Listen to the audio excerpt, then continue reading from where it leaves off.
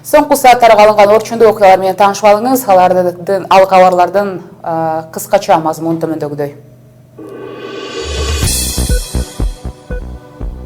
Ошта аскер бөлүгүндө өзүн атып алган жоокердин иши тергелет. Учурда Ош гарнизонунун аскер прокуратурасына маалымат берилди. Бул арада миңдеген мамлекеттик кызматкерлер өкмөттүн программасынын алкагында батирлүү болушту. 15 жылга берилген насыянын башка да кандай жолдору бар, кандай жеңилдиктер каралганын бир нече мүнөттөн соң айтып беребиз. Бул маалда Орусия менен Боливия Дамаста химиялык чабуул үчүн Башар Асадты айыптаган резолюцияга каршы добуш беришти. Кытай болсо каршыда чыкпай калыс добушун берди. Америка болсо Кытайдын мындай кадамына карата комментарий берди. Атыжөнүм Айгерим Жаныкулу, кутман күнүңүз менен бул жана башка кабарларды кененирээк баяндап өтөбүз.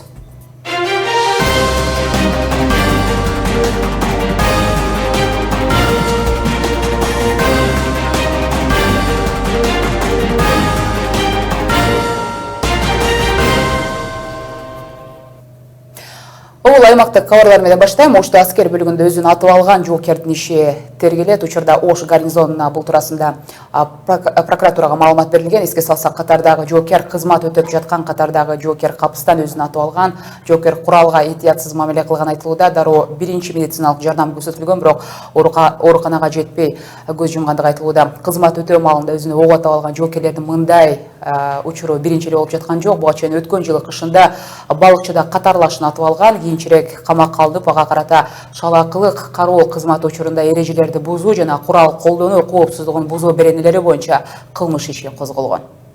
Генералдык штабтын курулуштагы аскерлеринин Гүлчө шаарчасына жайгашкан 92-873 аскер бөлүгүндө жоокердин куралды этиятсыз пайдаланганына байланыштуу экинчи жоокер окко учак болду. Бул окуя боюнча Ош гарнизондук аскер прокуратурасы маалымдалган. Аскер бөлүгүндө кызмат иликтөөлөрү болуп жатат. Иликтөө иштери улантылууда. Бул арада Өзбекстандын чек ара кызматы Баткендеги Бузадыр аймагында мас абалында өзбек чек арачыларын жаман сөздөр менен сөгүп, чыргылган жетекчинин дарегине карата нааразычылыгын билдирди. Окуя 11-апрель күнү анда Сох анклавына жайгашкан чек ара бекетинин башчысы Аскарбеков аттуу адамдын мас абалында автоунаа башкарып бара жаткан маалда өзбек чек арачылары тарабынан токтоткондугу айтылат. Анда аларга сес көрсөтүп, керек болсо ал жерден чыгып кетиши керектигин айтып чуу салган. Бул окуянын чоо жайын билүү максатында биз Кыргызстандын чек ара кызматы менен байланышканга аракет кылып көрдүк, бирок Өзбекстан тарабынан аталган билдирүүсү боюнча эч кандай маалыматы жоктугун жана буну тактоо иретинде бул маалыматты кайрадан ON1 каналына маалымдайбыз деген эле, бирок оңчулуктуу жооп алган жокпуз. Эске салсак, ушул тапта Кыргызстан менен Өзбекстандын чек арасын тактоо боюнча эки өлкөнүн жумушчу топторунун сүйлөшүүсү Өзбекстандын Наманган шаарында башталды. Апрелдин 10-унан 20-сына чейин созулчу сүйлөшүүдө тараптар чек ара тилкелерин тактоо маселелерин көтөрүшөт экен. Өткөн айда болсо Ош шаарында ушундай эле жолугушууда жумушчу топтун өкүлдөрү талаштуу тилкелер менен жеринде таанышкан, маселени чечүү жолдорун изилдешкен болчу. Анда эки өлкө өкүлдөрүнөн куралган бир топ Баткен жана Фергана областарынын чектешкен аймакта, экинчи топ болсо Жалал Абад менен Наманган областарынын чек аралаш жерлеринде иштешкен. Кыргыз-өзбек чек ара тилкесинин жалпы узундугу 1378 чакырым. Башка кабарлардан август айына чейин Кыргызстан өндүрүлгөн товарлардын сапатын Евразиялык экономикалык биримдиктин стандарттарына тууралашы керек. 12 августтан тарта бул Кыргызстанда түрдүү товарлардын сапатына талаптарды койгон 18 техникалык регламент күчүнө кирмекчи. Бул туурасында маалымат да белгилүү болду.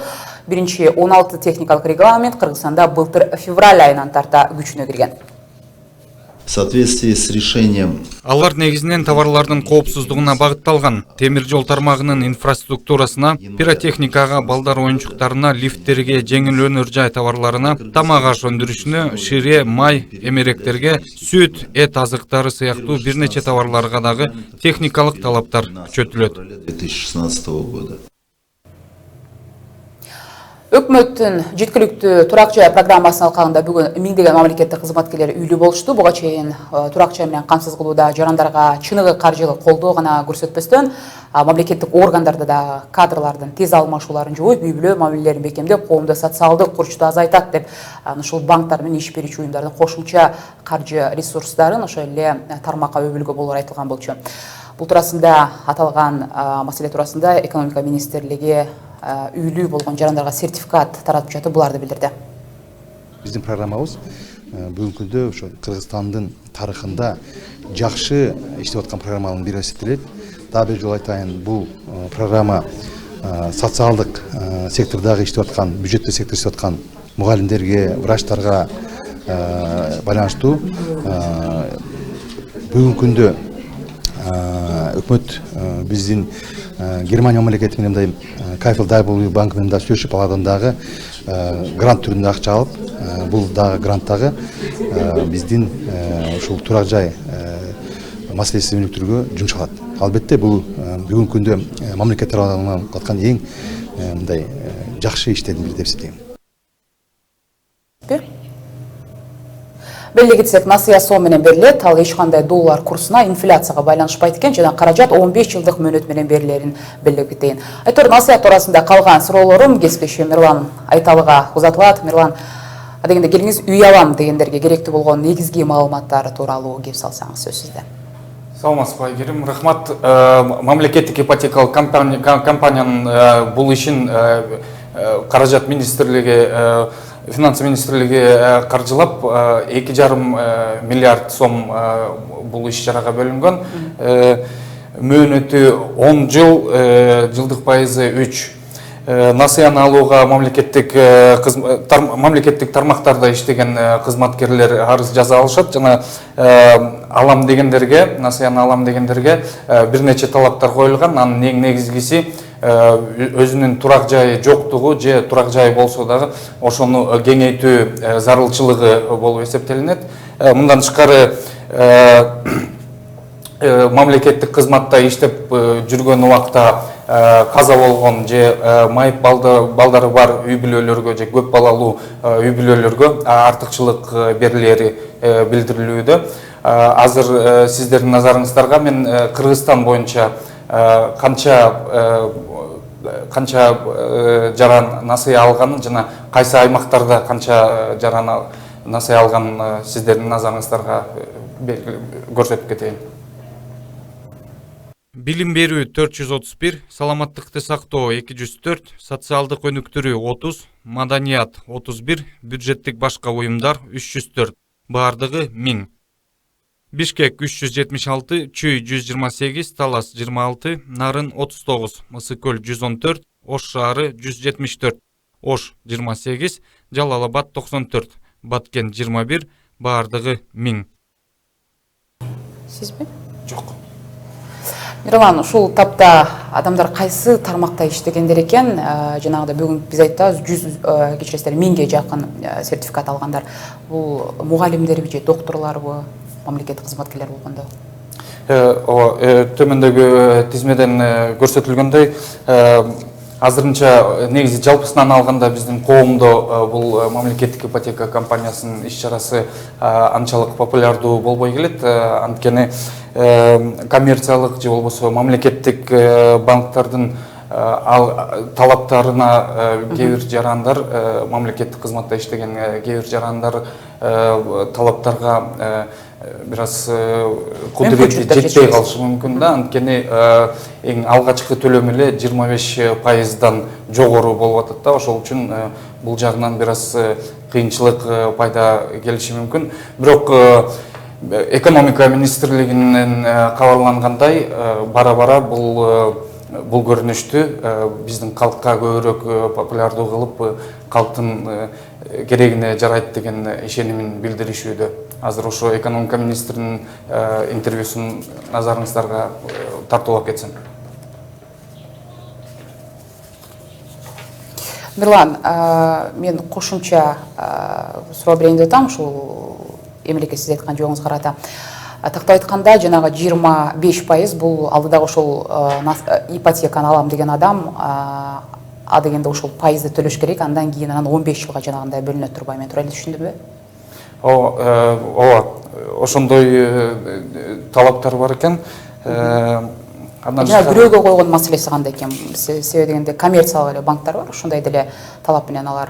Күрөө дагы болуш керек. Бул зарыл талаптардын эң башкыларынын дагы бири күрөө болуш керек. Андан соң дагы эгер ошо насыяны алган киши, алган жаран эгер каза болгон убакта башка бир өзүнүн күрөө сыяктуу бир жаранды дагы табышы керек. Рахмат, Мирлан. Албетте биз бул ипотекалык насыялар туурасында сөзүбүздү экономика министринин өкүлүнүн өзүнөн дагы бир нече секундтан кийин багы тиешелүү суроолорубузду бермекчибиз. Рахмат, кесиптешим Мирлан Айталы менен ипотекалык компаниялардын насыя берүүсүнүн эрежелери туурасында сүйлөштүк. Деги мамлекеттик ипотека өткөн жылдын январь айынан баштап ишке киргендигин белгилеп өтөйүк. Бир жылдан ашык өткөн убакыттан соң кандай ишке ашууда, башка коммерциялык банктар деле берип жаткан ипотекадан эмнеси менен айырмаланат, кимдерге зарыл, кимдерге артыкчылык берилет. Айтор, бул суроолордун тегерегинде биз сөзүбүздү маек менен уланталык деп турабыз. Жогорудагы суроолордун алкагында жоопторду алып берүүгө аракет кылмакчыбыз. Тактап айтканда биздин суроолорубузга жооп алуу үчүн мамлекеттик ипотекалык компаниясынын өкүлү Алмазбек Дакыбаев ON1 каналынын студиясына келип отурат. Алмаз мырза, кош келипсиз биздин студияга. Биринчиден эле куттуктап өтөйүн бүгүнкү алгачкы миңдеген мамлекеттик кызматкерлердин үйлүү болуп жатканына. Эми кезектеги дагы бөлүштүрүү иштери качан башталганы турат? Жакын аралыкта дагы кандай жыгыштарды аткарганы жатасыздар дегендей. Саламатсыздар. Төмөнкүдө айтып кеткендей, биздин мамлекеттик ипотекалык компания арзан турак жай программа, өкмөттүн программасы боюнча ишти алып келип жатабыз. Анан бүгүн белгилеп кеткендей, бүгүн жакшы салтанат майрам болду. Министр экономиканын катышуусу менен бүгүн биз белгиледик, миңинчи алган насыя алган бүгүн кредит алдык, ошону белгилеп, ошондо жалпы 1000ден ашты да бүгүн кредит алуучу саны бир жылдын ичинде. Балким азыр бизди көрүп жаткан телекөрүүчүлөрдө суроо жаралышы мүмкүндүр, менде мүмкүнчүлүк барбы деген ошону улам. Кантип кайрылышып анан ал тизмеге кире алышат? Дегеле жана кезек күтүү процесси кандай болот дегенде кимге кайрылыш керек? Албетте көп эле жарандар ушундай суроо менен кайрылып атат бизге. Биз ошол үчүн убактылуу жобо иштеп чыкканбыз. Ошол убактылуу жобо боюнча ар бир жаран, Кыргыздын жараны биз менен иштеп келе жаткан 12 банк, өнөктөш банктар менен кайрылса болот. Эң биринчи кадам бул баягы тизмеге кириш керек да. Тизмеге кириш үчүн бул жергиликтүү администрацияларга кайрылып, өз арызы менен справка, госрегистрдин справкасы, турак жайы жок деген аныктама менен анан иштеген жерден аныктама алыш керек. Ошондой аныктамалар менен жергиликтүү администрацияларга кайрылып, анан мен ошо арзан турак жай деген программасына кирет элем деп тизмесине арыз жазып кирсе болот. Алмаз мырза, ар бир жумуштун өзүнүн машакаты болот эмеспи? Азыр китапта насыя алуу деле оңой эмес деген түшүнүк багы коомчулукта калыптанып калгандай да. Ошондон бул насыя багы тааныш билиштиктен же болбосо артынан үйлүү болушат, биз илишпей жатабыз деген кызматкерлер да болду. Буга кандай дейсиз? Азыр эми мүмкүнчүлүк жарандарга мына бир жылдан ашык уже биз берип атабыз. 1000ден ашык киши алды. Анан дагы эле мына азыр каражаттар Кудай шүгүр азыр бар, өкмөт камсыз кылып атат каражат менен. Анан иш аркасында биз берип атабыз. Азыр күнүндө бир 10-15-20 киши алып атат насыяны. Өнөктөш банк аркылуу да. Биз жогоруда кесиптешим экөөбүз жанагы пайыздык ченем туурасында сүйлөшүп өттүк. Негизи биринчи эле ошол коммерциялык башка банктардан айырмасы эмне? Мисалы, ал жакта жанагы пайыздык ченеми жогору болушу мүмкүн, бирок ошол учурда жанагы күрөөгө коюу, анан жанагы документтерди чогултуу өңдүү ошол коммерциялык банктардан да айырмасы деле жок экен. Анан сиздер берип жаткан жоксо мамлекеттин жанагындай жеңилдик катары сунуштап жаткан бул программасынын айырмачылыгы эмне артыкчылыгы бар, мисалы ошол эле мамлекеттик кызматкер үчүн? Албетте айырмасы бар. Өкмөттүн арзан турак жай программасы боюнча пайыздык чендер төмөн, коммерциялык банктарга караштуу азыркы пайыздык чендер 10%, 12%га чейин да. 15 жылга чейин 3 миллион сомго чейин берилет да насыя. Алмаз мырза, дагы бир ошол насыя алуунун дагы бир башка жолдор бар экен. Бир эле жанагы көп кабаттуу үйлөрдөн батарея алуу эле эмес, ошо эле жер тилке да берет экенсиздер. Ошого дагы баягы каржылоо жагы болот экен. Ошол туурасында маалымат берип өтпөйсүзбү? Бул кандай айырмасы? Ошол боюнча азыр батарея алса болот. Биздин насаяга, анан биздин насаяга жер там деле алса болот. Бирок анын көлөмдөрү чектелүү да. Батареялар 80 квадратка чейин, жер тамдар 150 квадратка чейин. Анан жарандын жер тилкеси бар болсо, ага да мүмкүнчүлүк берип атабыз турак жай тургузганга. Ошо насаянда 15 жыл калса болот да. Анда эрежелери бар, кантип алыш, кантип кайрылса болот деген биздин интернет баракчабызда маалымат бар, толук маалымат алса. Жорда эми 1 жылдын ичинде бүгүн 1000-чи багыл кардар ошондой үйлүү сертификатын ала турган болсо, дагы бул кайсы жылга чейин эсептелген, мерчемделген, анан жакынкы жарым жыл аралыгында дейсиздерби, же жаңы жылга чейин 2018-жыл жаңырганга чейин да канча адамга берелик деп пландап жатасыздар?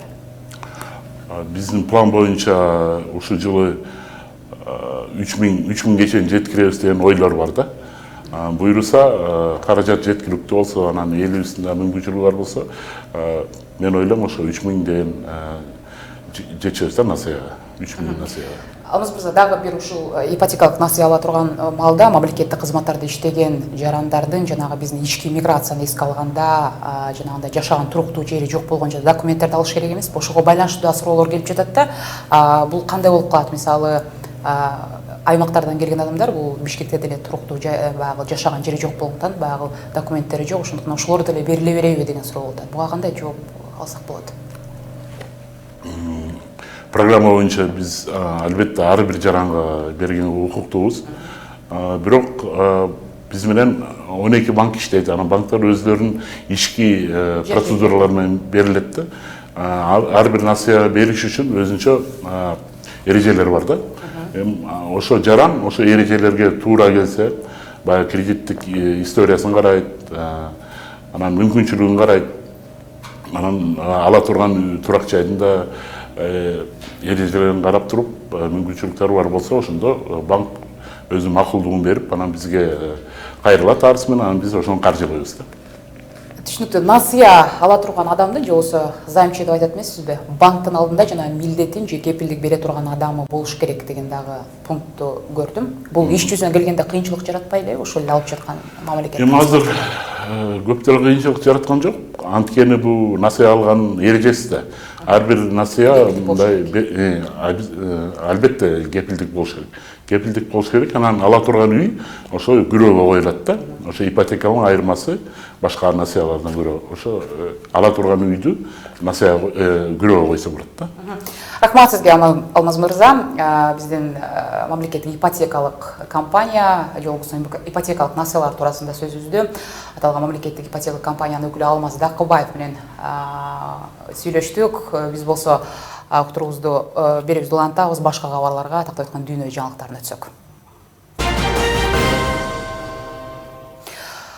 Орусия менен Боливия Дамаста химиялык чабуул үчүн Башар Асадты айыптаган резолюцияга каршы добуш беришти. Эми Кытай болсо каршыда чыкпай калыс добушун берген. Америка Кошмо Штаттары эле Кытайдын мындай кадамына комментарий берип, Трамптын дипломатиялык жеңиши деп атады. Бул арада НАТО Орусиянын аталган маселе боюнча сүйлөшүүгө баруусу керектигин билдирди.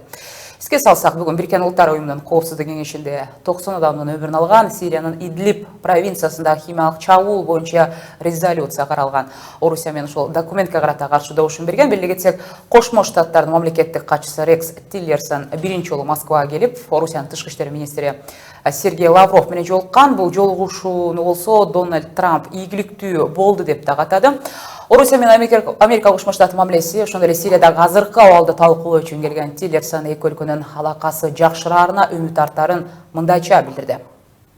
Биз Америка менен Орусиянын максаттары, тилектери, кызыкчылыктары бир болсо дейбиз. Ошондуктан кайсы бир маселелер боюнча андай ойлор дал келишпей калышын түшүндүрүп, оңдоого аракеттенип жатабыз. Мындан тышкары мамлекеттик катчы Сирия боюнча Москва акшыны же Асадты калаарын да чечишибиз керек деди. Өз кезегинде Сергей Лавров согуш болуп жаткан Сирия боюнча ири эки державанын кызыкчылыктары бир экенин белгилеп, буларды кошумчалады. и Россия, и Соединенные Штаты. Адегенде Идлибдеги химиялык курал колдонгон окуя боюнча бейтарап иликтөө жүргүзүүнү талап кылабыз. Орусия өз кезегинде АКШнын бул жаатта колдоого даяр. Биз дагы Америка кандай багытта иш алып бараарын ачык түшүнгүбүз келет. Тактап айтканда АКШ жаңы администрациясынын кадамын билгибиз келет. Условия для переговорного процесса. Буга чейин Тиллерсон Италиядагы чоң жетинин жыйынында Орусияга ультиматум койгон, анда Орусия Америка Кошмо Штатыны жаңы саат менен Ирандын тандашы керек деп айткан. Учурда Батыш Тиллерсонго үмүт артып Путиндин Сирия боюнча карманган позициясын кайтарат деп күтүп жаткан эле болчу. Эми 30 жашка чыккан согуш ардагерлеринин кеңешинин мааракеси туурасында айта кетелик. Бүгүн президенттин атынан кеңештин мүчөлөрүнө 100 000 сомдук акчалай сыйлык көрсөтүлүп, коргоо кеңешинин катчысы Тимир Жумакадыров куттуктады. Эске салсак, Улут Атамекендик согуштун маалында Кыргызстандан 363 000 адам чакырылган, анын ичинде 1395 аял бар. Эмгек жана социалдык өнүгүү министрлигинин маалыматы боюнча 2017 жылдын 6 апрелине карата 640 ардагер бар экендиги белгилүү болду. Эми мындан 3 жыл мурун алардын саны 1272 жетчү. Ал эми оорук ардагерлердин саны да күндөн күнгө азайып баратат. Ушул тапта 3195 адамдын көзү бар. Согуштан 415 катышуучусу калса, Ленинград блокадасынын башында кечиргендер 27си гана калды. Президент Кыргызской республики Ветерандар кеңешин президент да өзүнүн атынан куттуктап акчалай жардам көрсөттү. Сиздер жаштарга үлгү катары жол көрсөткөнүңүздөр үчүн ыраазычылык билдиребиз. 3 жылдан бери мамлекет ардагерлер кеңешине колдоо көрсөтүп, мындан ары дагы андай жардамдарды көрсөтүүгө даяр. Соңку сааттарга алынган жаңылыктардын бөлүгү болду. Сиздер менен дагы бул окуялардын өнүгүшүнө көз салуу менен берүүбүздөн кечки 7 жана 8-деги чыгарылышында дагы сунуштайбыз. Аты жөнүм Айгерим Жаныкул, амандыкта көрүшөлү.